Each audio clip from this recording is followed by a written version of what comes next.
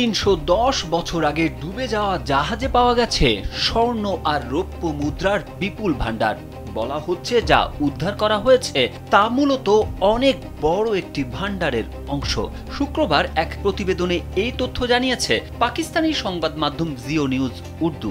এতে বলা হয়েছে, ফ্লোরিডা উপকূলে জাহাজ ডুবির স্পট থেকে এসব মুদ্রা উদ্ধার করেছে 1715 ফ্লিট কুইন্স জুয়েলস এলএলসি নামের জাহাজ উদ্ধারকারী প্রতিষ্ঠান।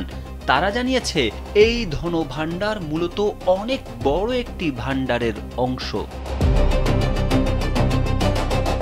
1715 সালে জাহাজটি সোনা, রূপা ও মূল্যবান রত্ন পাথর নিয়ে ফ্লোরিডা উপকূল দিয়ে স্পেনে ফিরছিল, কিন্তু ভয়ানক ঝড়ের কারণে পুরো নৌবহর সমুদ্রে তলিয়ে যায়। সেই সময় থেকে এই জাহাজের ধ্বংসাবশেষ এবং স্বর্ণমুদ্রাগুলো সমুদ্রের তলদেশে লুকায়িত ছিল। গত কয়েক দশকে এই 1715 ট্রেজার ফ্লিট নামে পরিচিত জাহাজ বহরের বিভিন্ন অংশ থেকে ধাপে ধাপে কিছু মুদ্রা উদ্ধার করা হয়েছে। এবার উদ্ধার হওয়া মুদ্রাগুলোর মধ্যে কিছুতে দেখা যাচ্ছে সঠিক উৎপাদনের তারিখ এবং ট্যাক্সালের নাম, যা ঐতিহাসিকভাবে গুরুত্বপূর্ণ তথ্য বহন করছে। প্রতিষ্ঠানটির পক্ষ থেকে জানানো হয়েছে, এই অভিযান চালানোর জন্য বিশেষ মেটাল ডিটেক্টর এবং পানির নিচে কার্যকর ডাইভিং যন্ত্রপাতি ব্যবহার করা হয়েছে।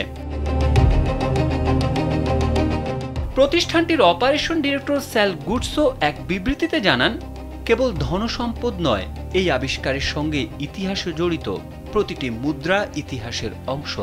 স্প্যানিশ সাম্রাজ্যের স্বর্ণযুগের কথা তুলে ধরে এগুলো। সে সময় যারা বেঁচে ছিলেন, কাজ করেছেন এবং সাগর পাড়িয়ে দিয়েছেন, তাদের সঙ্গে আমাদের সংযোগ তৈরি করে এগুলো। একসঙ্গে 1000 মুদ্রা পাওয়া বিরল এবং একই সঙ্গে বিস্ময়কর। স্থানীয় সংবাদ মাধ্যম জানিয়েছে, উদ্ধার করা মুদ্রাগুলো জনসম্মুখে প্রদর্শনের আগে সতর্কতার সঙ্গে সংরক্ষণ ও রক্ষণাবেক্ষণ করা হবে।